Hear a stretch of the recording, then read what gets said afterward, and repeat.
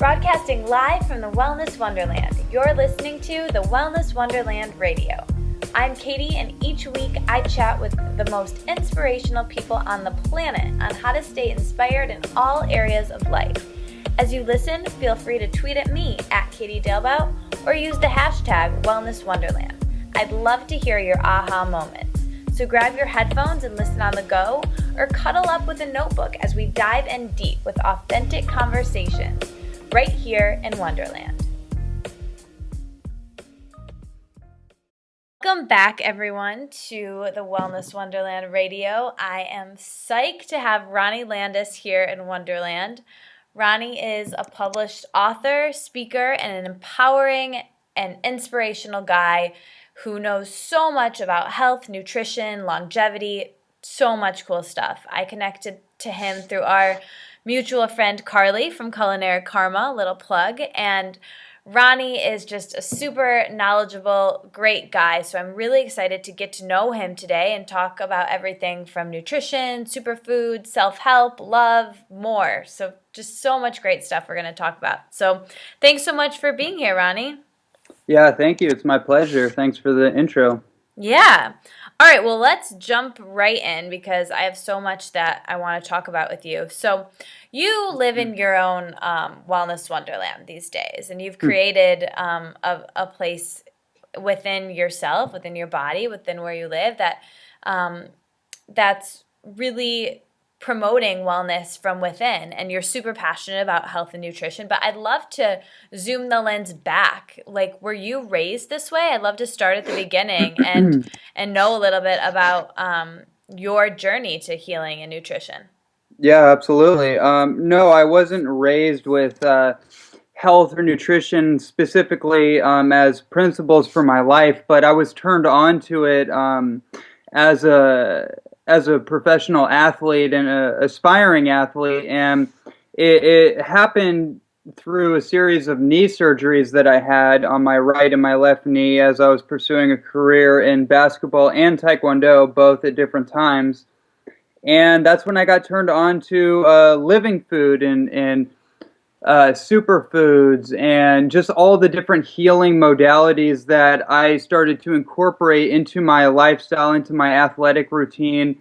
And it really transformed the way I saw what was possible for my life and for my body. And that's really what started me out on this path, 8 or 10 years ago.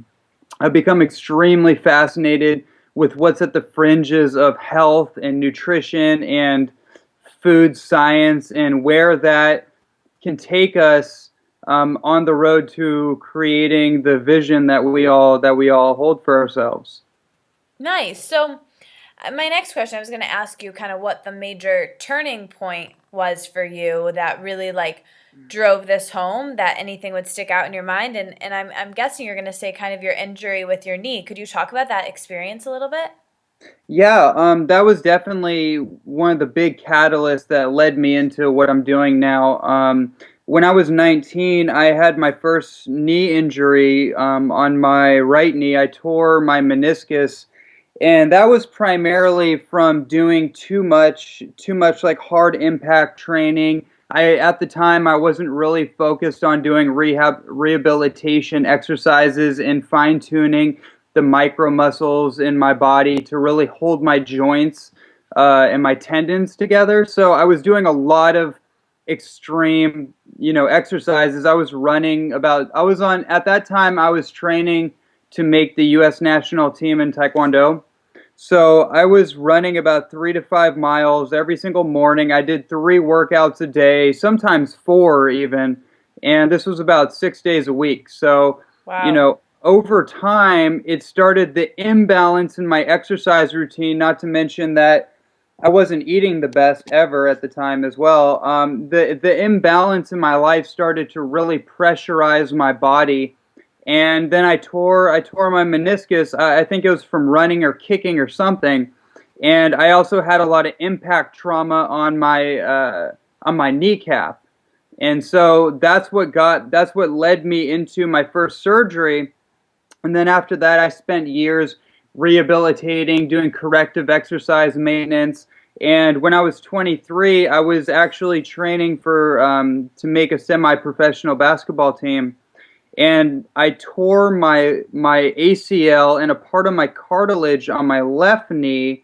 And by that time, I was way more in tune with my body, nutrition, doing corrective exercise therapy. So that injury actually was pretty quick. Like I just got out of the hospital. I remember like beginning to walk like my second day after the surgery, and yeah, that's when I really got into raw foods, and raw food literally changed my life. It really healed my body in record time. I think within a month of doing like juicing and getting grounded on the surface of the earth barefoot, I actually healed my knee in 1 month. And Wow. after that experience, I've never had to ice my knees. I've never had to really like take a day off from training. It's been pretty amazing. Wow. So it seems that I found I had a best friend in high school that had an injury with her knee, tore her ACL, MCL, and meniscus, and I feel like knee injuries, especially as people age, tend to be very, very common. Hmm. Talking about you talked about your healing a lot after you got through your surgery and healing with raw foods, but could you just talk for a little bit? I'm just curious about anything to kind of combat that from happening at all. Any prevention for knee Yeah, injuries? absolutely. I mean, if I knew what I know now, I never would have got injured. That's pretty obvious to me now. The reason that athletes generally get get these consistent injuries, one is because of overtraining and not enough rest and recovery, and then the other one is obviously nutrition.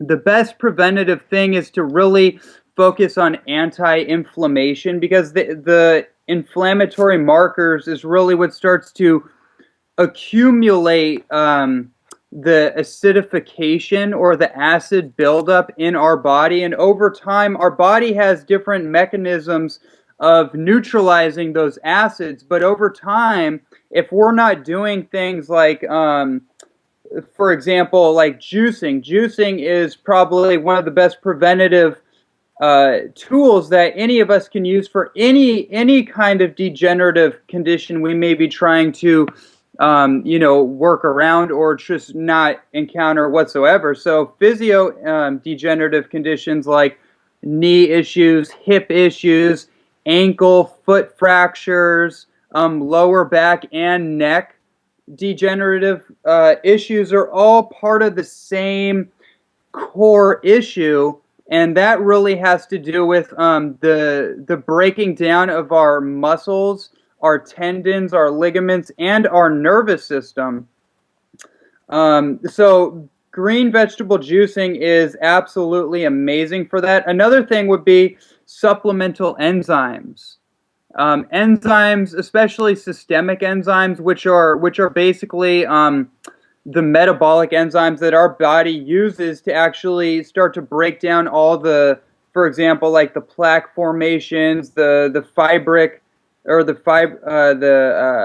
fibrotic plaquing that accumulates in the body and starts to wear us down. The enzymes start to break that stuff down and actually help our body heal naturally. And when our body becomes deficient in enzymes, then our body actually has to manufacture certain catalysts to do the job that those enzymes originally were doing. Does that make sense? Yeah, yeah, it's really interesting.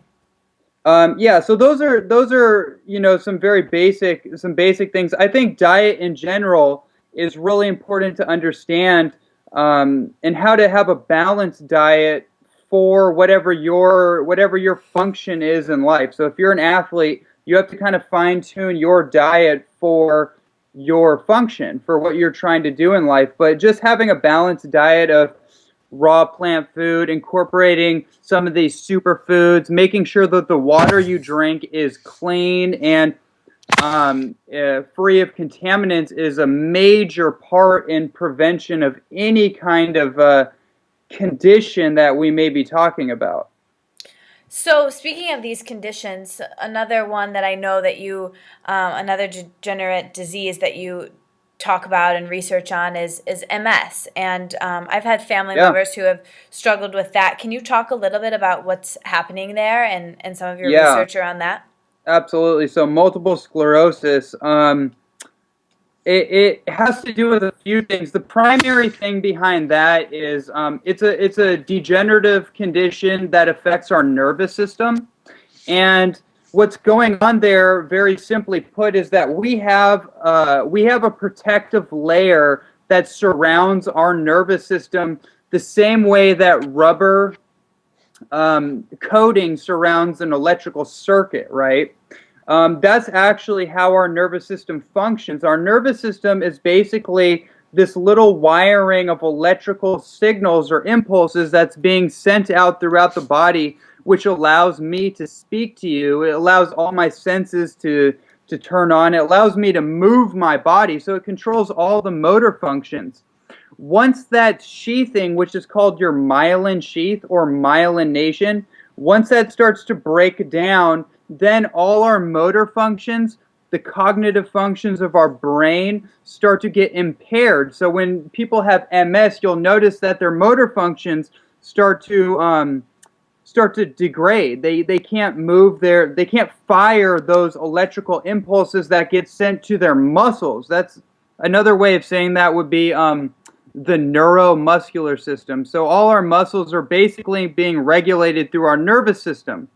And that myelin is actually being scraped off in a case of MS. In fact, that's how it's clinically described, is that the nervous system dysfunction actually scrapes off that protective fatty sheath and starts to oxidize the nerves that are sending out these electrical impulses. So that's a big area of my research, is neurodegenerative conditions that affect our brain, that affect our motor function and our quality of life. And there's a lot of ways to work around that. In fact, multiple sclerosis, in my opinion, is not that difficult to deal with. It's just you have to work around the kind of allopathic approach, which is the pharmaceutical medical approach, because what they're doing to treat these kind of conditions is completely backwards, and in my opinion, it's causing more endocrine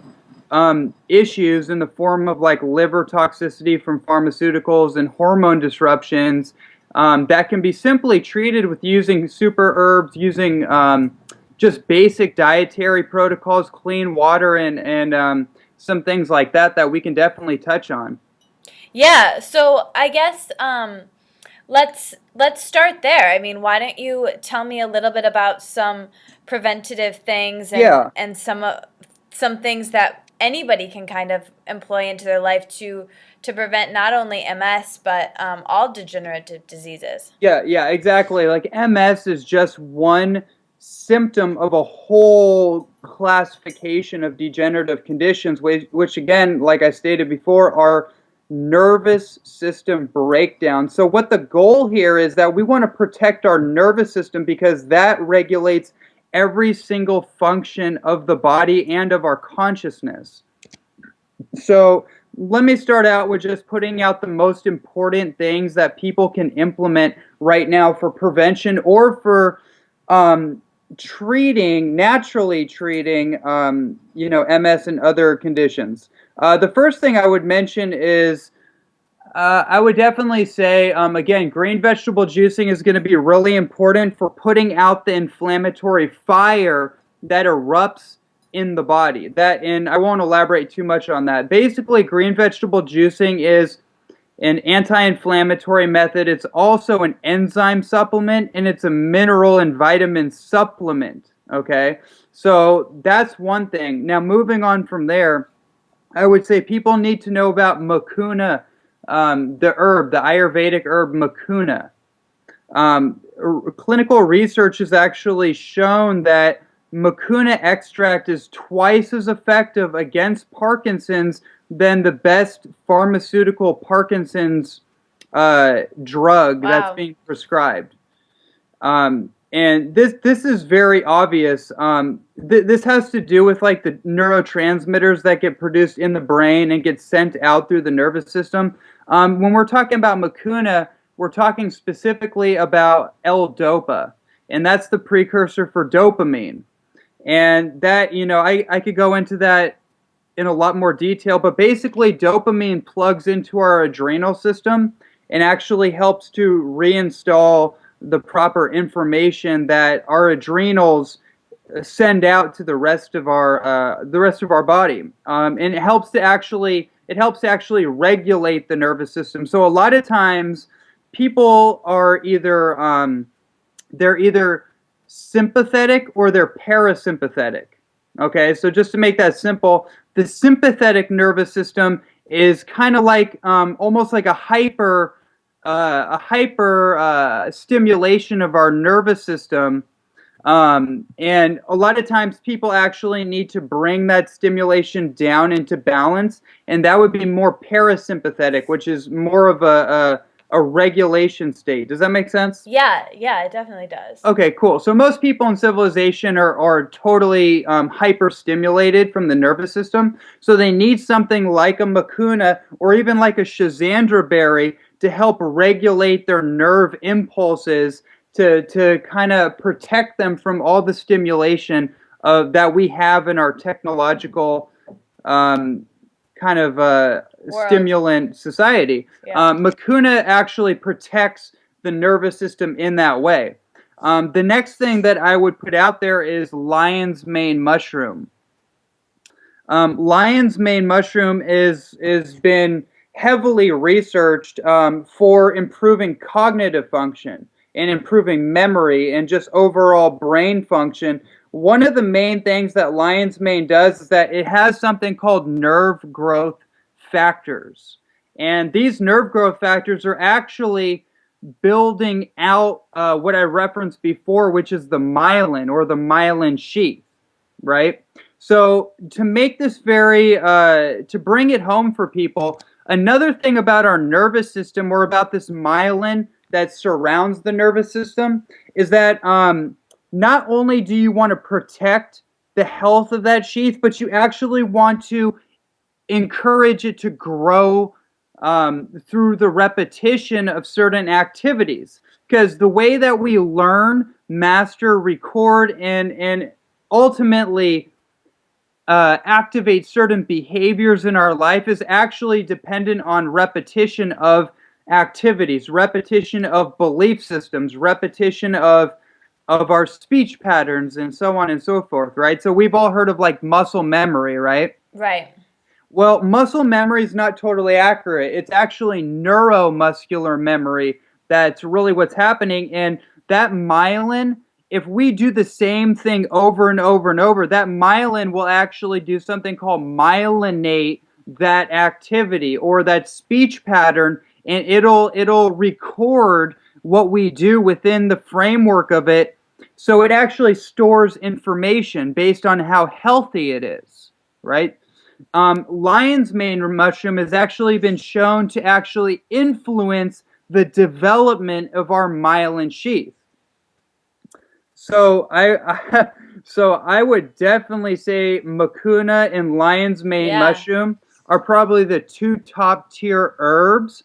I would also include euphomia bark, which is it's a Chinese, a traditional Chinese super herb, and it's essentially the bark of a tree. And euphomia bark is very important for our ligaments, for our joints, for repairing the micromuscles in our entire muscular system. And that has a lot to do with, again, with the whole nervous system regulation. So those would be like the top three herbs. Yeah. So I just want to jump in and ask you here. Yeah. So for people who aren't familiar with lion's mane and using some of these medicinal herbs, what are the best ways to incorporate those? Okay, great question. The best way to incorporate it, in my opinion, is actually doing it in a hot tea. You can definitely pop the capsules, but I feel like there's a lot of information that gets lost through the process of digestion because of the acids that are produced in the stomach. I feel like some of that probably is not getting through. So when you do it in a traditional herbal tea, say for example, you made like a yerba mate tea, or you made a whatever, somebody passion flower tea or cat's claws tea or whatever tea, coffee. You can even do it in your morning cup of coffee and just put these herbs in it. The mucuna is going to help balance out the mild stimulatory effects of the caffeine. And because the caffeine is actually a vasodilator, it widens up the blood vessels. It's actually going to help drive in those herbs into the cell receptor site much easier. So I would say that's probably the best way to go about it. Nice, nice. So you obviously are super passionate about this stuff and so smart and knowledgeable. So I would love to know when did you know, when did you decide to take this passion and turn it into a career for yourself? Yeah. Okay. Great question. Well, I've had the privilege and the hardship in many instances, but it's been a privilege nonetheless of spending my entire life, literally since I was a little child, chasing my dreams. So I'm kind of predisposed from the age of like 5 to actually go after an idea that comes at me and just kind of go at it with full force. And when I first got into this, I was actually I was training to be a professional basketball player, and um, I don't really want to go into the whole story because it's kind of a long story of how I kind of got typhooned out of that and got thrown into what I'm doing now. But it started as a curious passion for me, and the more I got into it and saw how it started to change my life, I got really inspired by my friend David Wolf, who Amazing. who is, in my opinion, the number one health and nutrition lecturer in the world. There's really no debate on that, in my opinion. And he really inspired me to actually bring my message to other people.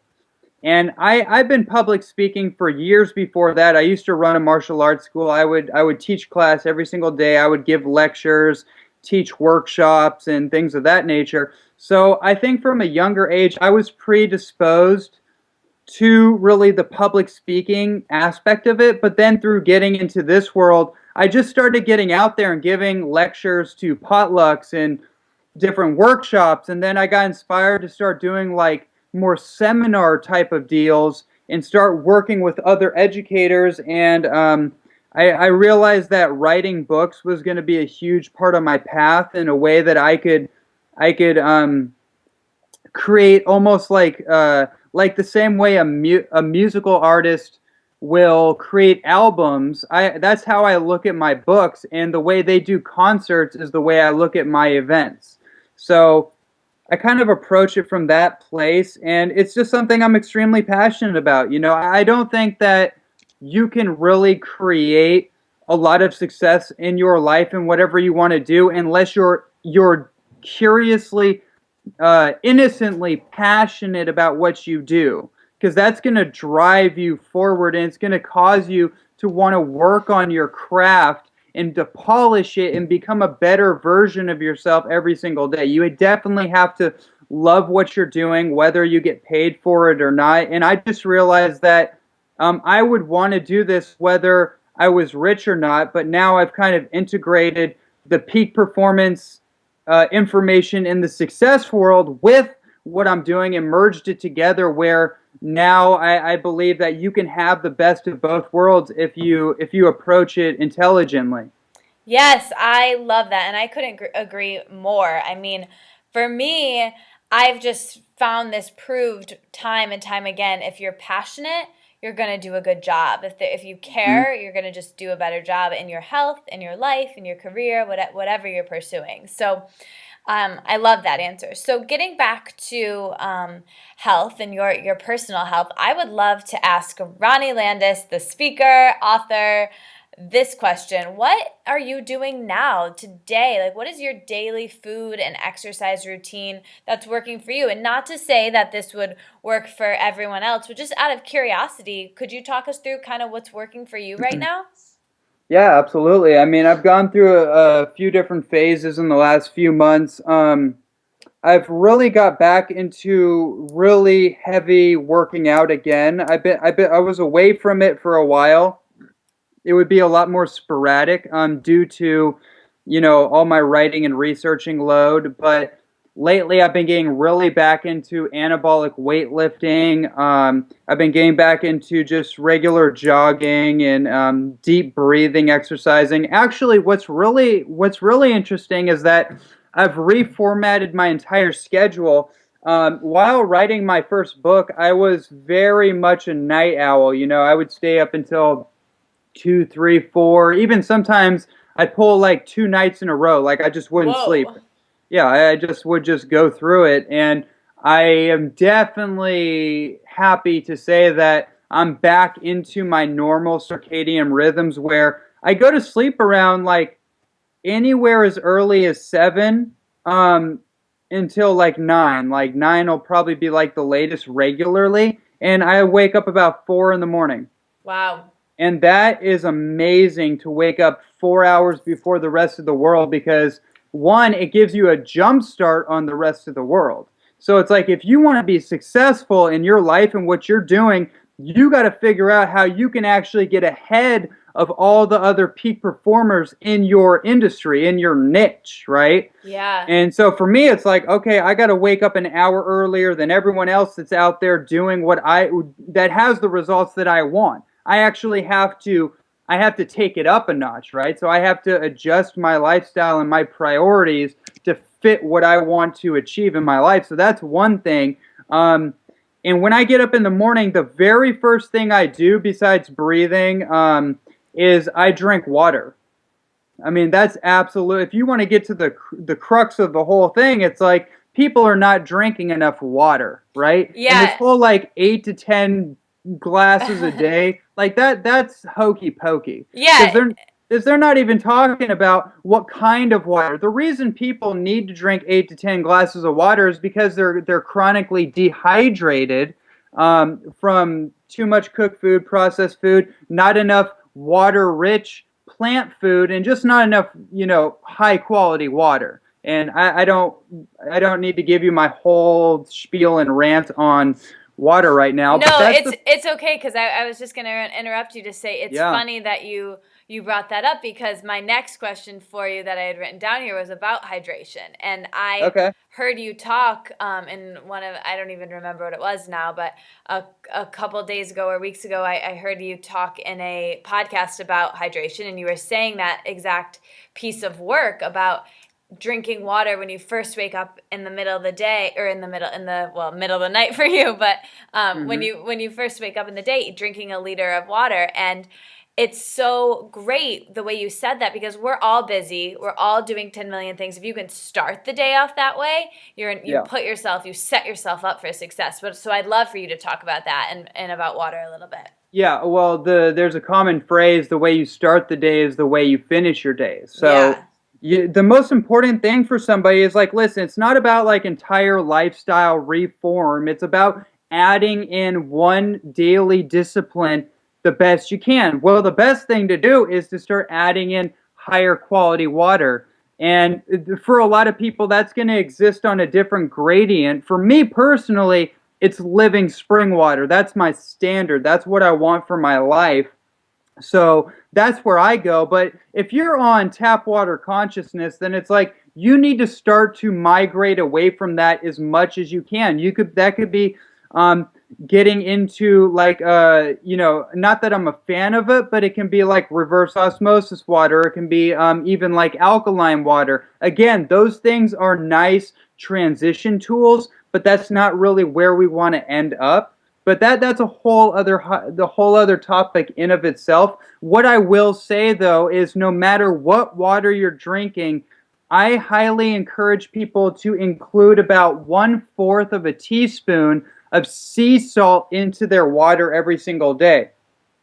The reason why so many people are chronically dehydrated and a lot of people on the natural the natural nutrition, especially like the extreme raw food trip, the reason why a lot of people get this like hyper gaunt, skinny, anorexic type of look, and their skin quality becomes pale in a lot of cases, and they just aren't getting as much as they could, is because their body's not able to hold on to the water that they're drinking. So the water's literally going right through their body into their urinary tract, and it's coming right out, right?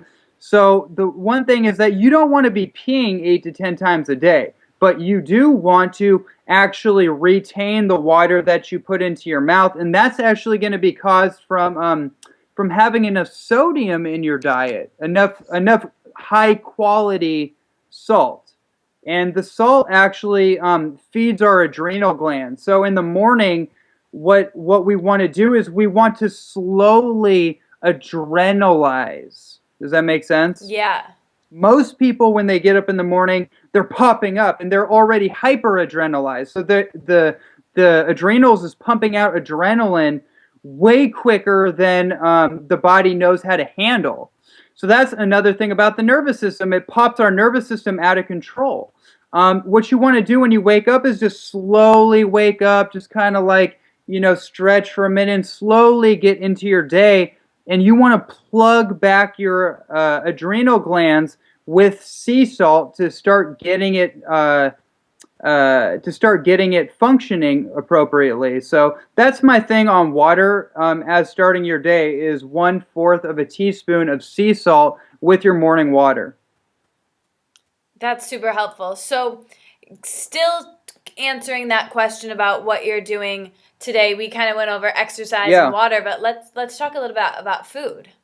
Okay, so the food, there's a few different staples. Like obviously, like green leafy vegetables is a huge staple in my diet, of course. And then I migrate back and forth with different raw food selections. Like right now, I'm feeling like sugar is not really the best thing for me at the moment. So I'm really leaning more towards turning on more of my fat burning metabolism opposed to like always the sugar, sugar, sugar. And that can come from, fruit, that can come from honey, that can come from any form of sugar, really. I've done enough sugar in my life. I don't need to keep feeding that monster. So I'm really focused on fat burning metabolism. And the way I do that in accordance with my other nutritional goals is I really like ghee. Ghee is clarified, purified butter. For anyone out there that's maybe not familiar with it, it's kind of like the same idea of grass-fed butter, except I'm not really a big fan of grass-fed butter for me because I don't really do well with the casein that comes from the protein that comes from cow's milk or the lactose. But clarified ghee butter actually heats the ghee up just enough so the way they do it is that casein and that lactase actually raises up to the top and they scoop those portions of the butter out. So it actually is allergen free. And that works really well for me. I really enjoy that. It's really great for healing the lining of our intestinal tract as well. And, I'm really into herbalism, obviously. I love my elixirs. I'm really focused on things that are going to help with my brain function and activating like the neurochemistry in my brain. So all my neurotransmitters like my serotonin, my dopamine, my adrenaline, my phenethylamines, all that cool stuff is firing in sequence. So I can think, I can feel, I can act, I can make decisions, rapid fire decisions without having to spend too much time like deliberating and contemplating and philosophizing on everything. Is that coming through? Yeah, that's perfect. Yeah. And then also it depends on my function because if I'm doing, let's say for example, today, if I have to do like 200 pounds of squats, like I'll do four sets of 6 heavy squats, 200 pounds. If I'm doing something like that, then the drink that I make afterwards is going to be designed to feed the muscles that need to be repaired and for recovery. But if I'm doing something like where I'm running for like 3 or 5 miles, I'm going to do something totally different. I'm going to be more focused on anti-inflammatory cocktails, like a vitamin C flush that might be like 3 or 4 juice lemons, acerola cherry, camu berry, rose hips, and something like that, and a green vegetable juice, opposed to like more of the high protein uh, feed that I would do from like a bodybuilding workout. Nice. Nice. So, So, oh, go ahead. no, go ahead.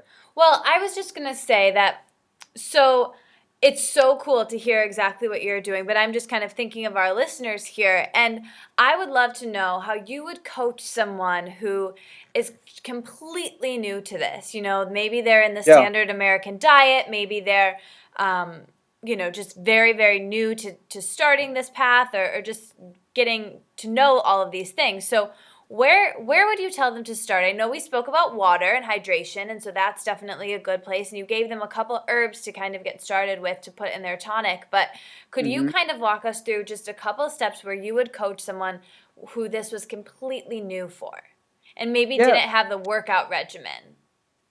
Yeah, absolutely. I mean, I think implementing a basic fitness program into your life is essential, and that doesn't have to be something intense. That can simply be start walking every morning. Just the first thing you do, just put on your shoes and go for a walk. Go for a mile walk around the neighborhood and breathe. Deep breathing is extremely important to get oxygen back into your body and your brain to keep you in a feel good state, right? Yeah, I just took a deep breath. Yeah. As far as somebody new getting into this, it's going to be circumstantial based on that person's circumstance.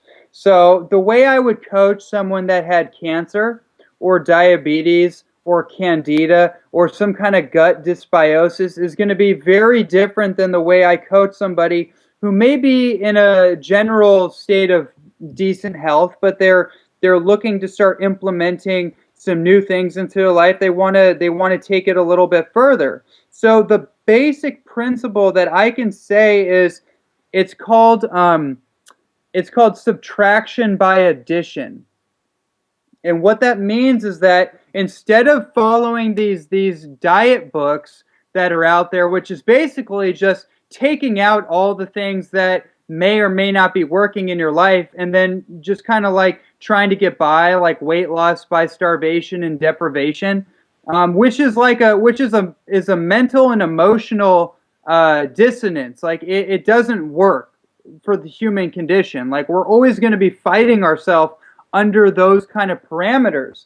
But if you start to do the subtraction by addition, which is adding in something good, it will naturally subtract something of a lower nature out of your lifestyle without you having to create some program and to mentally subtract that out of your lifestyle. It will naturally crowd out the bad things. So, for example, if somebody is a coffee drinker, my advice to them is not going to be like, oh, you got to get rid of the coffee. My advice is, okay, you like coffee. Let's get you off this kind of like high acid, fungal bacteria coated Folgers coffee, and let's get you on some low acid, fair trade, organic coffee, and let's see what the difference is, because there is a huge difference between those two products, right? Yeah.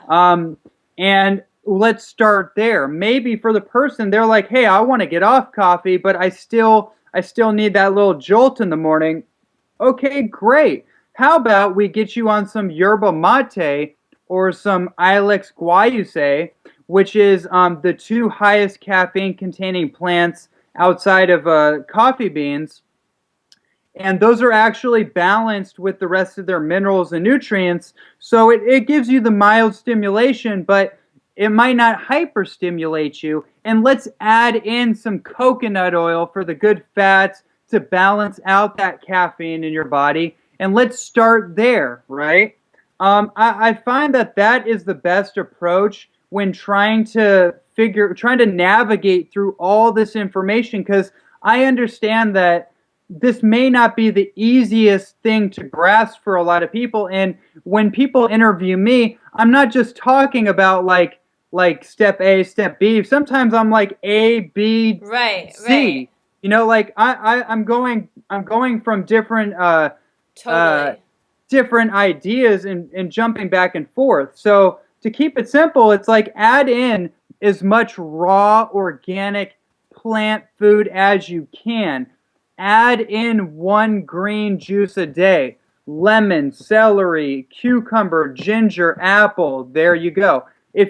What we want to do, Katie, is that we want to develop disciplines that are going to help construct the vision of our life, right? Overall, Yes. this is about life. This is about vision crafting, is what we're trying to do.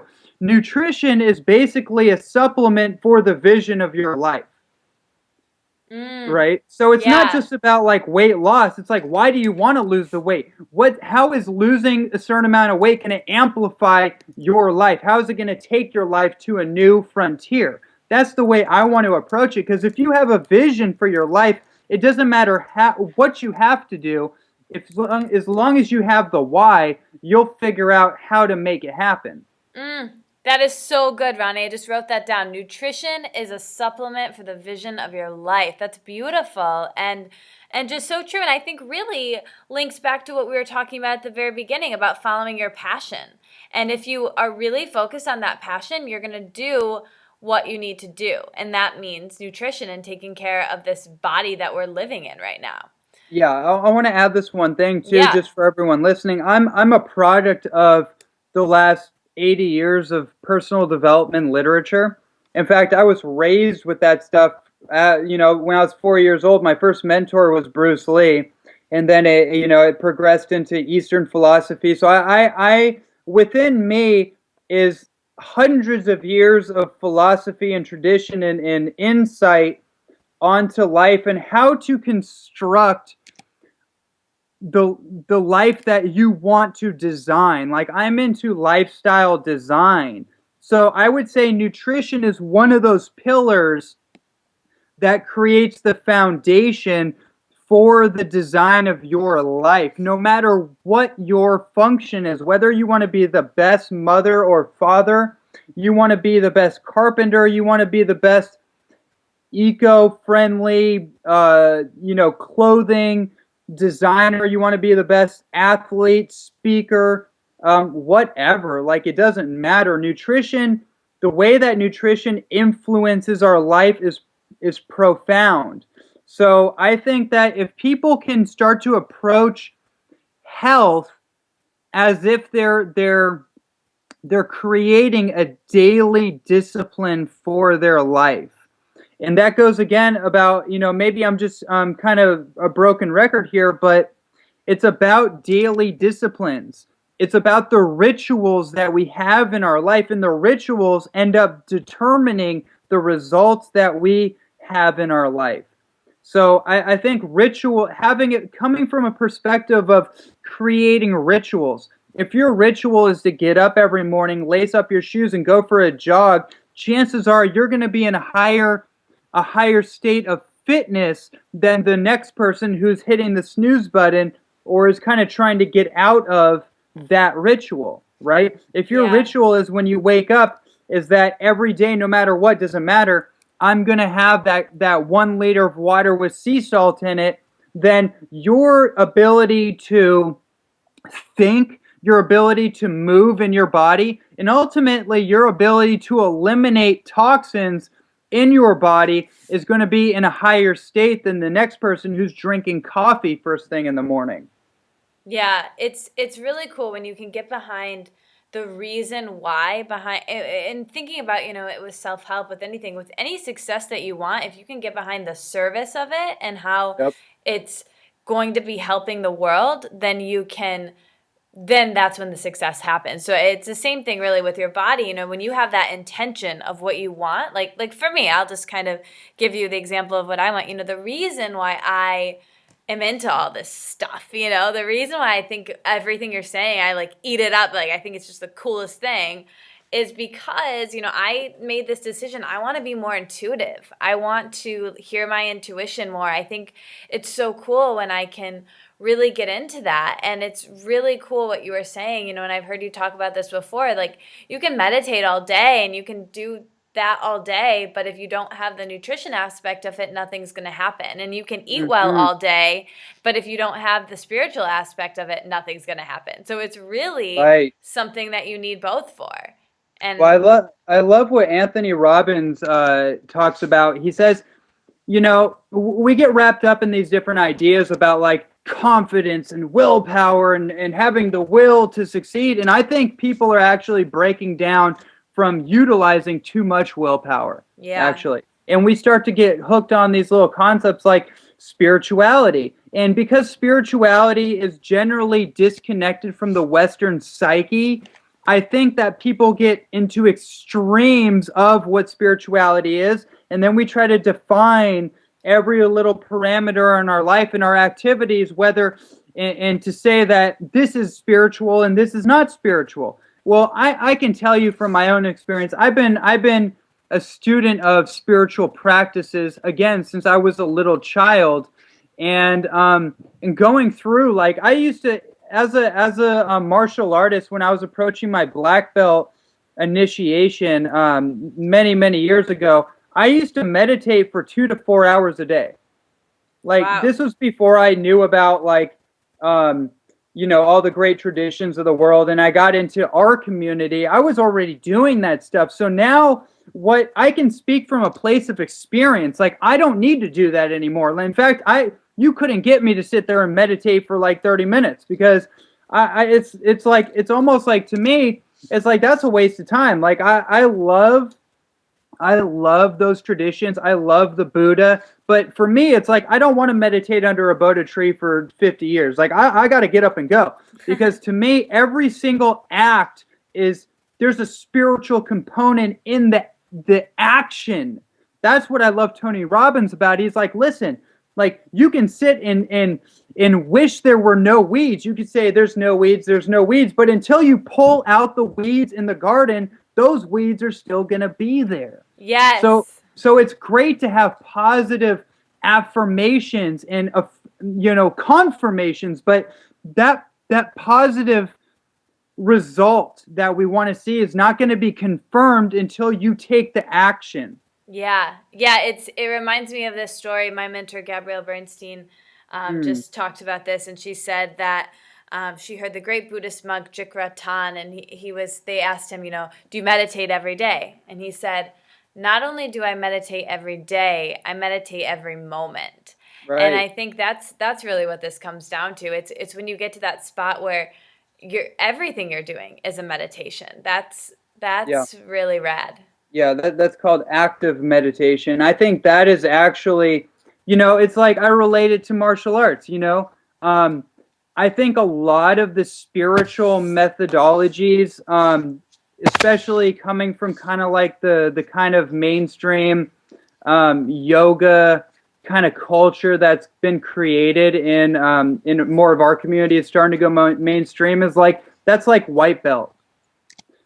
Black belt is when you live it. Yeah. And when it becomes fully integrated within the fabric of who you are and within your psychology. So once we get our psychological status, we get our emotional resonance, meaning that we don't let our emotions get away from us. We feel the emotion, we recognize it, we don't hide from it, we see it, and we integrate it. It's like, what's going on with me right now? What am I feeling? What am I allowing myself to feel? How is that affecting my psychology? How's that affecting the way that my thought, you know, is it producing a negative thought, or maybe is it producing a resolution type of thought? Where is my thinking going? And then how does that translate into my body, right? The body is the biggest indicator of your emotional signaling, right? Emotions signal through the body. Or another way of even putting that is the body is a great signaler for where our emotions are, because a lot of times people get so blocked up from head to toe, they can't actually feel their emotions. So anytime an uncomfortable feeling starts to arise inside their body, they stuff themselves with some muffin or cigarette or whatever, Right. to actually subdue the momentary uncomfortable feeling that's trying to alert the mind of something that's in disharmony. Yeah, that's I could listen to that 10 times because it's so true. We just as a society don't want to feel. And Yeah. that's really the biggest epidemic. It's not the food, it's not any of this stuff. It's really just that feeling of not wanting to feel. And see, I'll take this to a more technical level. Um, Everything I just said has everything to do with our nervous system. And so, taking back to our original topic here, we have to fine tune the electrical signals that are being sent throughout every layer of our body every single moment. That's going to happen through nutrition. It's going to happen through positive information saturation, meaning the things that we're willing to entertain. 80% of the information that we take in is actually visual. So actually, all the stuff that we're looking at, the people that we're listening to and watching, the TV, the plug-in drug, all that stuff is actually influencing our biochemistry and our physiology in ways that you couldn't believe until you really started to take account of yourself. You started to become self-aware, and you started to notice the feeling state you're in from when you listen to a podcast like this, or you watch a Wayne Dyer video, or Right. you watch what's his name, Bill O'Reilly on the nightly news. I mean, like, you can just get a pretty good indicator from the way your body sends signals, if this is coherent, if this is in my best or my highest good. And if it's not, you can make a conscious decision to not entertain that anymore. Yeah. And so that all affects in the regulation of our nervous system. And I would just really encourage people to really go back to the beginning of this interview and really take in what we were talking about some of those herbs, about the green vegetable juice, about really fine-tuning our nervous system, essentially, because this is the number one leading cause of degenerative conditions worldwide. This is what will cause dementia, Alzheimer's, even childhood autism, multiple sclerosis, all of it. We don't have to go down Yeah. the whole list, but I think if people get the point how important this is and how it plays out into our overall happiness. Yeah, absolutely. And there's so much good here, Ronnie.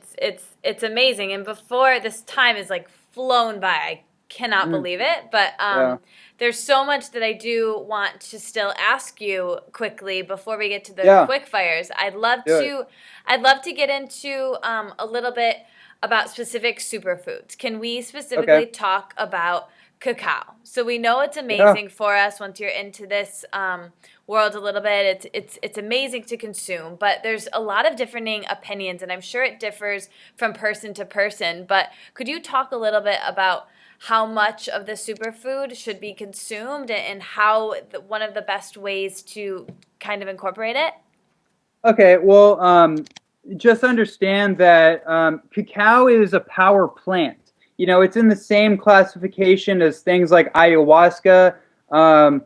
Coffee is actually another noble plant that's been kind of bastardized in our culture due to processing and an unconscious approach to kind of manipulating its pharmacology. So this is why a lot of varying opinions come out about it. The truth is, cacao is one of the most sacred foods in the world, and because of that, it deserves our respect when we're using it.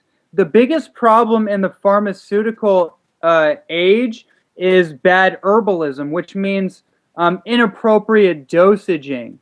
And so when people get into cacao, it's not something that you really have to worry too much, although I will add a disclaimer that a lot of the cacao products out there actually could be contaminated with certain types of mold called mycotoxins that generally have an adverse effect on people's nervous system. So some of the people out there are saying, oh, it's the theobromine that's causing a problem with their nervous system, right? That's absolutely false. According to the science, actually, theobromine doesn't have a lot to do with your nervous system. It actually is a cardiovascular stimulant, meaning that it increases oxygen transportation in your bloodstream. It actually opens up your blood vessels. It widens them so they can actually breathe better. And it's actually a natural blood thinner. So it starts to clean up the plaque formations that actually arise when we have coagulated blood, or when we have, for example, I'll make it very simple. If you think about what a degenerative cardiovascular condition would be, I would say it would have a lot to do with the blockage of blood transportation to the brain and to the heart. A specific condition is a stroke, right? Right. The blood valves called the aorta on top of our heart actually can't transport enough oxygen to the brain. There's a constriction in that valve, and actually what theobromine does, it loosens up the constriction and allows blood flow to become more fluid, or more more rhythmic, right? And so that's one thing. And I've reviewed over 200 research studies and articles on chocolate and theobromine and cacao. So for me, it's like, I've seen the results. I've seen what cacao can do for somebody's lung health. I've had people come up to me from Los Angeles, California, and they're like, "What do I do?" Like actors and actresses and singers, like, "What do I do? I have to perform tomorrow, but I'm smoking too much, obviously, or my lungs are they're constricted. I lost my voice." I'm like, "Okay, no problem. Here's what we're going to do. We're going to make you a tea. We're going to put 1 tablespoon of cacao. We're going to put cordyceps. We're going to put ashwagandha. We're going to put in maca. We're going to put in 1 tablespoon of coconut oil to lubricate the lining of our lungs, and put some honey in there." The next day, I've had 2 people already confirm to me that they were all good. Their lost voice was all good. The irritation in their bronchial muscles went away, and it was pretty much all good. So, Wow. and that's just scratching the surface. I mean, cacao is one of the most heavily researched foods in the world, and it has the most complex chemical assortment of any food in the world. So it's definitely a power plant. It affects our consciousness. It affects our brain chemistry. And it's the #1 heart supportive food in the world according to the studies. Wow. So getting back to a little bit, since everyone's different, how much cacao is it something that could be consumed every day, or is it something Yeah. that... Yeah, I would say as a general principle, you do cacao like 5 to 6 times a week. Take a day off, just to give your body a little break. It's good to cycle things in and cycle things out. I don't think anything except water is necessarily for every single day. So I would do it that way, and feel it out. That's the thing. Cacao is one of those foods that helps you get into a better feeling state. So over time, you'll be able to feel this out. Starting out, I would say start out with half a tablespoon all the way to 1 tablespoon a day of cacao powder, or 5 to 10 cacao beans a day, or even 1 raw chocolate bar a day. And that's a pretty good measurement. Yum. Well, that tonic that you just mentioned sounded delicious. So, Yeah. so speaking of that a little bit, you mentioned putting a tablespoon of coconut oil in there, and that is something that I loved when you spoke about this with Carly in an interview that I heard with you and her, and you were talking about how having coconut oil can never make you gain weight. Can you talk about Oh man. that Yeah. superfood and how a lot of times, there's such this fat and low fat kind of weird mindset that people have? Could you talk Yeah. about that a little? Well, a lot of that has to do with the principles of thermogenesis, which is pretty much like heating fat in your body and how that metabolizes into energy production.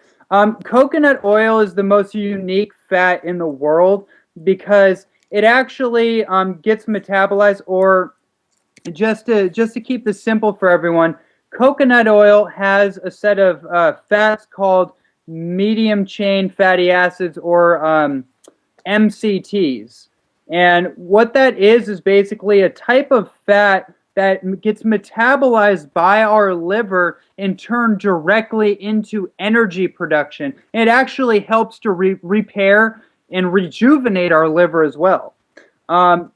So yeah, coconut oil is not going to make anybody fat. In fact, a doctor named Dr. Raymond Peat, who's a famous pioneer in holistic health and nutrition, in the 1940s, he did an experiment, or no, he cited an experiment that was done on pigs. Farmers basically wanted to fatten up their pigs because obviously they were going to slaughter them, so they wanted to fatten them up for production. So they started feeding them copious amounts of coconut oil, and what they found out was actually the pigs started losing weight and they had more energy, so they started acting like dogs. Wow, that's really interesting. Yeah, so they took the dogs off the coconut oil and gave them grains and corn and soy, and they started to fatten up, and they became sluggish. Oh my gosh.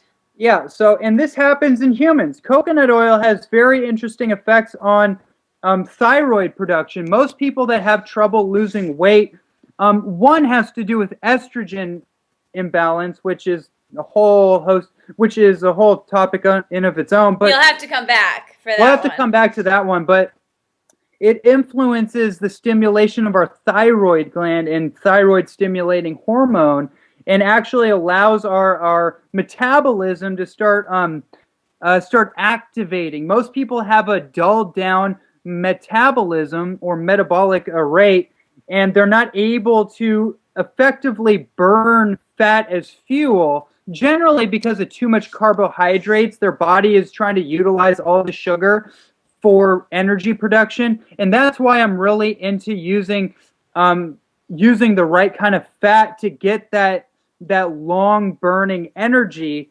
so we don't have to constantly reach out for kind of like these like sugary snacks to get our little momentary energy burst. And that is actually what causes a lot of the weight gain long term. So again, just to repeat, coconut oil is the #1 food, in my opinion, to be eating copious amounts of, to if your goal is weight loss or weight maintenance. Coconut oil is probably your best friend. That's amazing. That's amazing.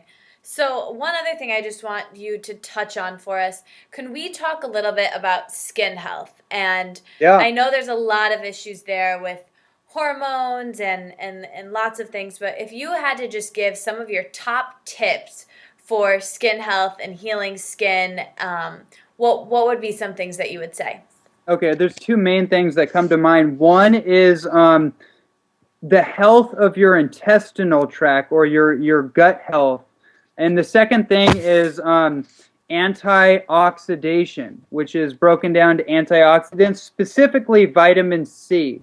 So I'll touch on that real quick. Vitamin C is absolutely critical for the repair of our connective tissue and for the for collagen production, which is the protein that helps build our skin, right?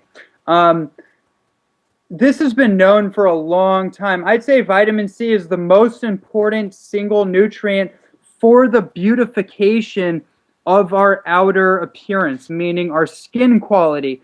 A lot of times when people have brittle skin, they have skin blemishes, it actually has to do with their connective tissue underneath the skin is broken down, and it's not it's not knitted together properly. Vitamin C actually helps knit together our skin tissue and our connective tissue, and it builds strong, sturdy skin.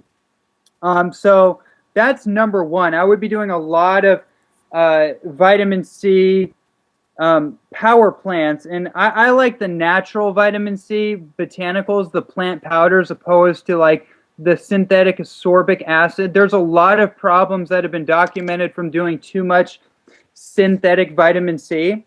So I would say doing things like camu berry is very powerful. Acerola cherry. Again, I think I went through these before in the vitamin C flush description.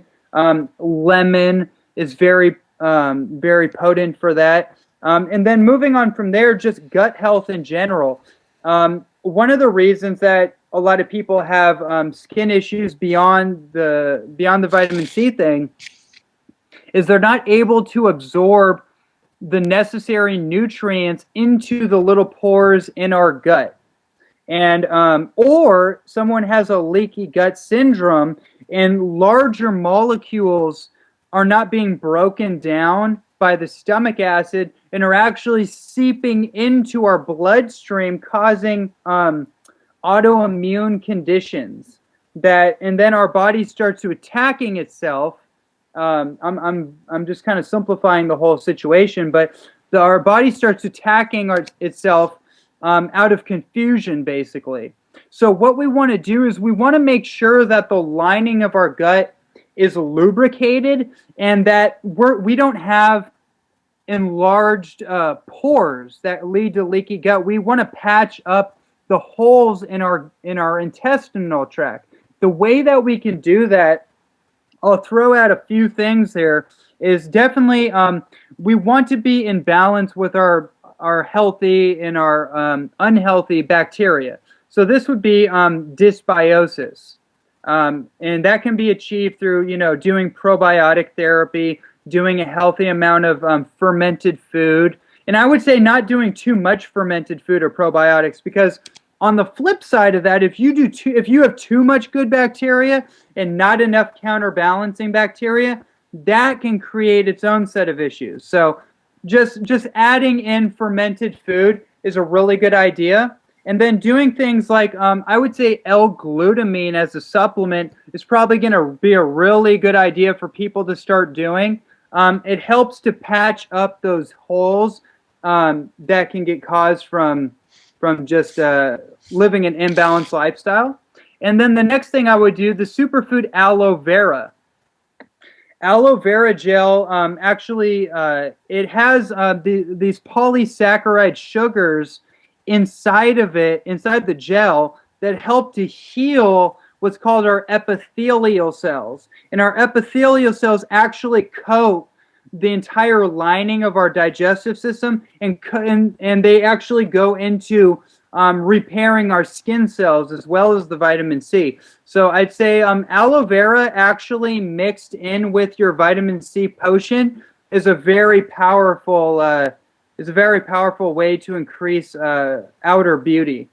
Yeah, wow, that's all so perfect. And I was going to ask you about gut health next, so I'm glad we touched on that. So one last question before we do our quick fire questions. We've spoken a lot about exercise, and obviously everybody needs to move their body and do exercise, but I have something that I'm curious about that I just kind of wanted to run by you. So for me, I know sometimes that I can stress myself out with oh, I haven't moved today, I haven't exercised today. And I was wondering, what do you think about, does everyone have a different level of exercise that they need? Is it possible that some people don't need very much exercise at all? What do you think about that?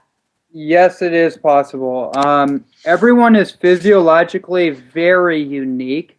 And I'll say this too, since it's on my mind, if you are in a very poor state of health, excessive exercise is going to be one of the worst things that you could be doing, because your body doesn't have the necessary building blocks in order to recover from that excessive pressure that you're placing on your body, especially if your body is not used to it, because you can't just go into an exercise program and jump in full force. That's a great way for injuring yourself out the gate. So that's one thing, is to start slow. And then another thing is, yeah, everyone requires a different form of exercise. For me, a good example for me is that I grew up as a very dedicated athlete. So in order for me to stay in a peak state, I actually have to match the consistency of an exercise program. Otherwise, I will start to slowly degrade my body from inactivity, because my body is actually expecting to be challenged. It's expecting a certain threshold to break through in order to maintain itself, not to get to the next level, but to just maintain where I'm already at, right? I can't just sit on my couch and just expect my body to stay where it's at. It's actually going to go backwards. So I actually have to, people need to have consistency with what they're doing. So no matter what your exercise routine is, if you can be consistent about it and maybe gradually take it up a notch, step by step, that's going to be the most productive form of routine, in my opinion. But if you're an extreme athlete, then you're just going to take that concept and take it up maybe 3 or 4 notches, right? If you're a senior adult, maybe in your 60s or later, and you're just trying to, just try to keep your health in good shape, then maybe just walking a few miles a day is really all you need, right? And deep breathing and walking in the morning when the air is freshest. Or hiking, it's going to be different to everyone. And I feel like every single person has a built-in guidance system that's actually going to indicate what that's going to be for them. It's not going to be some P90X infomercial. Not that that's bad or anything. It's actually probably really good for people, but that doesn't mean that it's right for you. You have to feel it out and kind of use your own common sense when trying to figure out the nutrition and fitness puzzle. So would you say, for even someone who is younger and who, is just maintaining their health and their weight and, is just a regimen that isn't really building up or isn't really like working towards anything, but just maintaining, some light yoga and walking, and that could be fine? Or would they ever need to amp that up eventually? Well, it's gonna be person specific. I will say this: flexibility of the body is the most important aspect of fitness. So the most important exercise overall is actually the extension of our muscles, our ligaments, and our joints, right? Because when we do too much isolated weight-bearing exercise without the proper elasticity of our muscles and our ligaments, it can create pressurization onto our joints. Does that make sense? Yeah. So your joints are being maintained by micro muscles and connective tissue that holds it together. And if you start to oxidize those little micro muscles too much, they're going to break down. So you have to be in a rhythmic balance of those two opposite forms of exercise. I'd say yoga is probably more important for overall life extension and for your personal fitness. But if you do too much yoga and not enough anabolic type of approach to workout, meaning growth development, then you're going to be, the Chinese would say it's too yin, right? There's the yin and the yang. The yin is more associated with feminine. It's more in some ways passive, and raw food is very yin, right? Because it's cold, it's damp, it's wet. And the yang is like fire. It's like assertive. It's like take charge of the day, right? It's more associated with the masculine. You need to be in a dynamic balance of those two. And yoga is very yin. So it's going to be great for maintenance, for rejuvenation. But you also, if you're doing a rejuvenation type of protocol, you need to start exercising dynamic, um, uh, a dynamic fitness protocol as well. Something like that could be martial arts. Something like that could be basketball for me. It could be sprinting is a dynamic, anabolic, quick burst type of exercise that is over in like 5 to 10 seconds, but it increases growth factors in the body, opposed to like running 5 or 10 miles, which is actually more catabolic, and it's great for cardiovascular health, but doing it too much will actually break your body down. So you have to have a balance of these two dynamics. Yeah.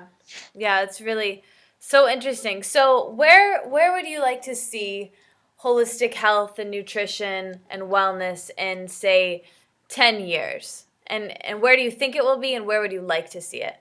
Well, one of the things is I'd like it to be very holistic.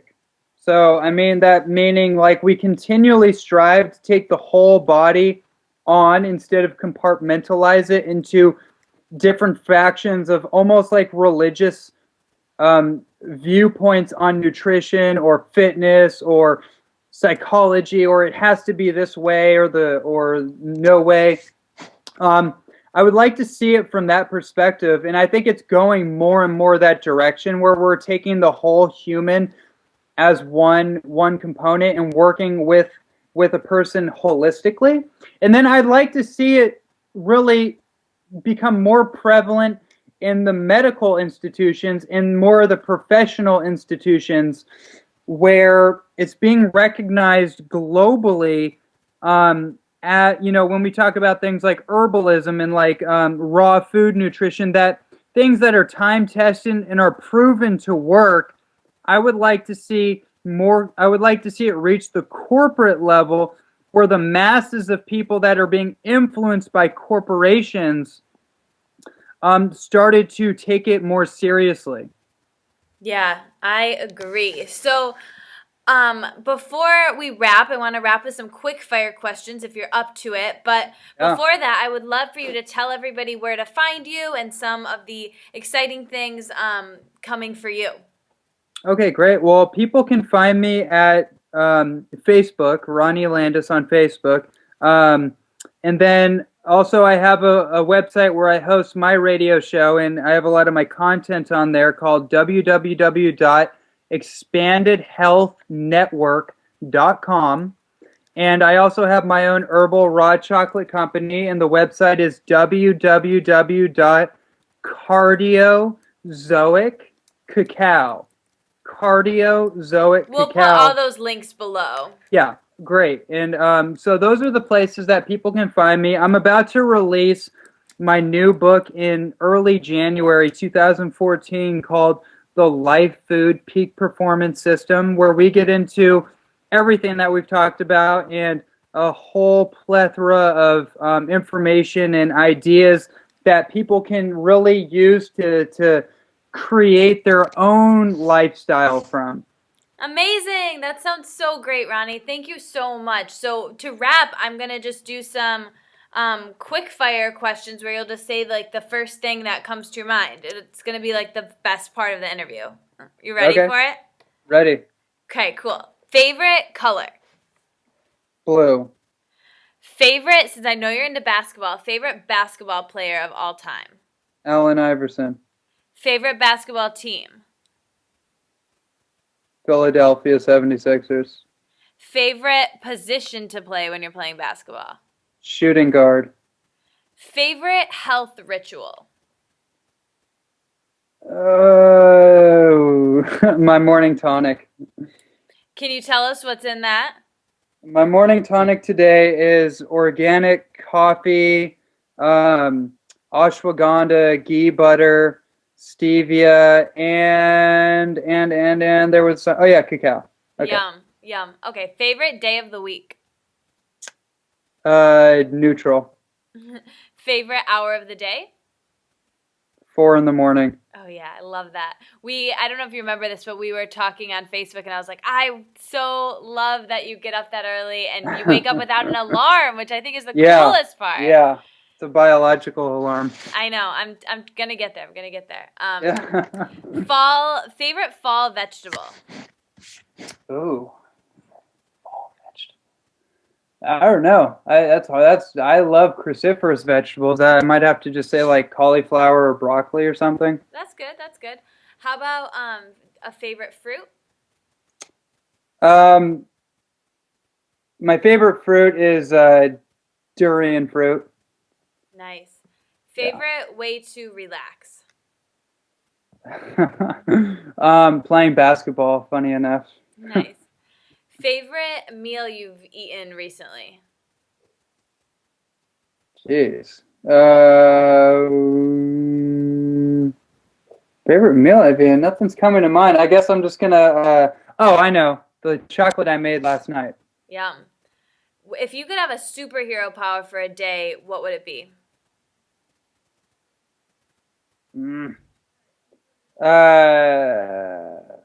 Hyper conductivity of my brain. Nice. Okay, number one favorite superfood if you had to pick one. Cacao. I figured. Okay, well, this has been amazing. Last quick fire question to offer you. So, as you know, the name of my blog and the name of this podcast is the Wellness Wonderland podcast. So, what does it mean to you to live in your state of Wellness Wonderland? Beautiful. I think for me, it's being in a perpetual state of peak performance. And that to me is just, that really is a state that I think all of us strive for. And that just means being on your game, being on your A game consistently in everything that I do. I want to bring excellence to it. I want to raise my standards for what I want in my life. And so that to me is my personal wellness wonderland, balanced out by, beautiful relationships, amazing literature for me to read, doing the thing, living a life on my terms where the decisions I make are not predetermined by outside influences, but I can make decisions on my own any moment of the day, just based on basically what I want to do. That's amazing. What an amazing place to end. So thank you so much, Ronnie, for being here, and thank you everyone for listening, and we will be back next week. Thank you. Thanks for listening. You made it all the way to the end. I'll be back next week, but until then, let's stay inspired and keep this conversation going. So tweet at me at Katie Dalebout and our guest with your aha moments from this conversation. And like the Wellness Wonderland on Facebook, so we can all hang out there and discuss how inspired we are and how we'll apply it in our daily lives. And never miss another episode or post from me by signing up for email updates on thewellnesswonderland.com. See you back in Wonderland.